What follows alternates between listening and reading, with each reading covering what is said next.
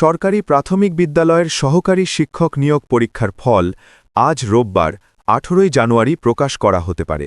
এদিন বিকেল বা সন্ধ্যায় ফল প্রকাশের লক্ষ্যে কাজ করছে প্রাথমিক শিক্ষা অধিদপ্তর। প্রাথমিক শিক্ষা অধিদপ্তরের পলিসি অ্যান্ড অপারেশনস বিভাগের একজন কর্মকর্তা এ তথ্য জানিয়েছেন। নাম প্রকাশ না করার শর্তে ওই কর্মকর্তা বলেন, উত্তরপত্র স্ক্যানিংয়ের কাজ শেষ, বুয়েটের বিশেষজ্ঞ টিম এ কাজ করেছে, ফলাফল প্রস্তুতের কাজেও ভালো অগ্রগতি হয়েছে।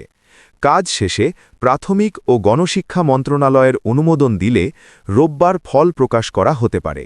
যদি কোনো কারণে তা না হয়, সেক্ষেত্রে 20 জানুয়ারির মধ্যেই ফল প্রকাশ করা হবে।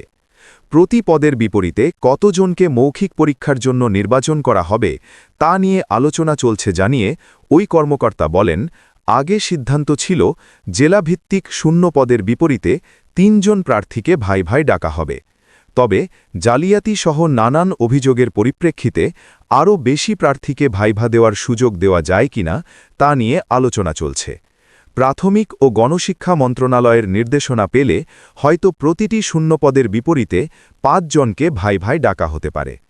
বিষয়টি নিয়ে জানতে চাইলে প্রাথমিক শিক্ষা অধিদপ্তরের মহাপরিচালক ডিজি আবু নূর মোহাম্মদ শামসুজ্জামান বলেন, খুব শিগগির ফল প্রকাশ করা হবে। ফল প্রস্তুতে বিশেষজ্ঞ টিম কাজ করছে। প্রস্তুতি শেষে মন্ত্রণালয়ের সঙ্গে আলাপ করে ফলাফল প্রকাশ করা হবে।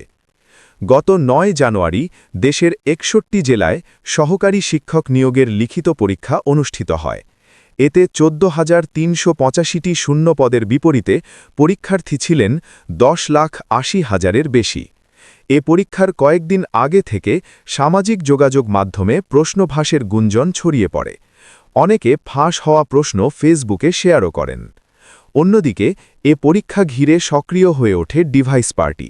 তারা পরীক্ষার্থীদের সঙ্গে মোটা অঙ্কের অর্থ চুক্তির মাধ্যমে ডিভাইসের সহায়তা দিয়েছেন।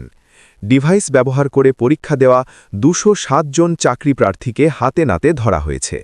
তাদের মধ্যে গাইবান্ধায় 53 জন, নওগাঁয় 18, দিনাজপুরে 18, কুড়িগ্রামে 16, রংপুরে 2 জন রয়েছেন।